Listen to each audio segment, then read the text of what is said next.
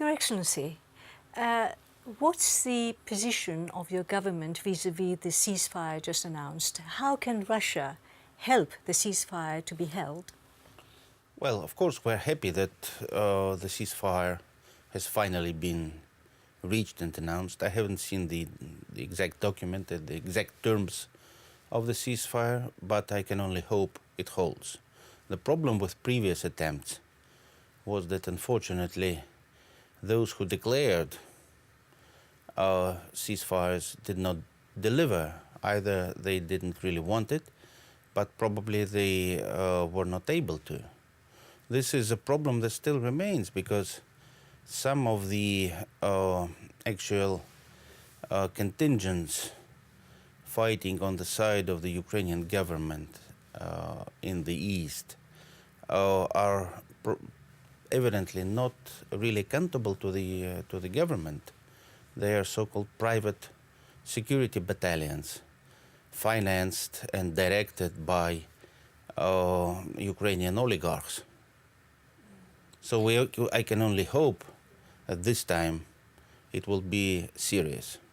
Well, it's very much to the benefit of the Russian government, because if the ceasefire doesn't hold, the sanctions will continue, and sanctions are costing the Russian government nearly 100 billion euros as it stands.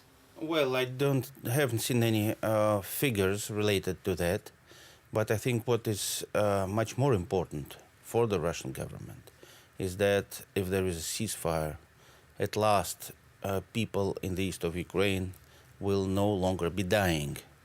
Civilians will no longer be killed in their houses, in the streets, in the shops, and everywhere.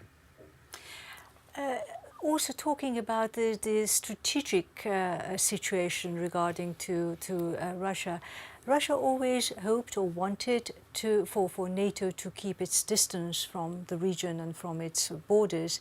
Now, the situation has created the desirable opportunity, or the necessity for NATO to establish itself in the region. So it is very much strategically and militarily to the benefit of the Russian government to keep the situation under control. Yes, I can confirm that Russia was never happy about NATO expansion to the east. We believe that from the beginning it was an attempt to address security challenges of the 21st century with means dating back to mid-20th century and mechanisms created for a totally different purpose. But having said that, I don't feel that there is any real necessity. I would put it in a different way. The situation in Ukraine has probably created a pretext for NATO to proceed along this course, go back to the future, as somebody would say. In my view, it's the opposite, going forward to the past. So the situation has probably, judging from the reaction of the NATO leadership, has given the alliance a lease of life, which is it doesn't really deserve. Why not? Because it's an outdated mechanism held together, an alliance held together by military discipline. Demanding from member states, particularly in these days of economic hardship, demanding additional military efforts in a situation where there is no real immediate threat to European security. The threats that we all are facing, they are of a totally different nature. It's the threat of international terrorism. Look at what's happening further afield in the Middle East, with ISIL grabbing further territories and also, by the way, menacing not only those countries of Iraq and Syria, but also Europe, and I would add Russia too. Yes, but you see, we are talking about realpolitik. If you say there's no threat from Russia, I don't know how Europe should accept it. They have to look after their interests as well. So the episode with Crimea, and now the episode with the tensions and crisis in Ukraine is not going to help the situation at all. I mean, you can't expect Europe to say, well, fine, yes, take here Crimea, take Eastern Europe, Eastern Ukraine, and we are just sitting and watching.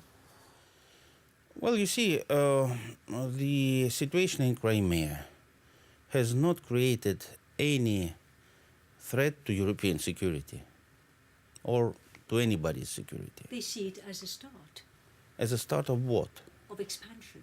Well, Crimea is a unique situation.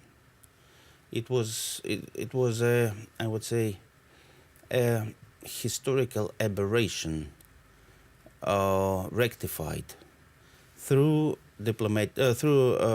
democratic procedures, a referendum reflecting the view of the vast majority of the population. The whole developments were done without a single shot fired. Had that not happened in Crimea, I am perfectly convinced that we would have to see a bloodbath along the same line as the one that happened in Odessa in the beginning of May, in Mariupol a week later, and actually in the beginning of these events in Kiev, in Maidan. So the fact that Crimea, the changeover in Crimea, reflected the view of the vast majority of the population there, who had been, dreaming of this for 23 years, and all of a sudden there was this window of opportunity which they grabbed.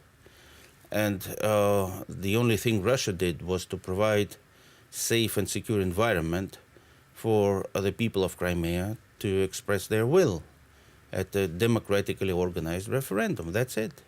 And then, responding to the will of the people, the Russian Federation agreed for Crimea to become part of Russia. Nothing beyond that.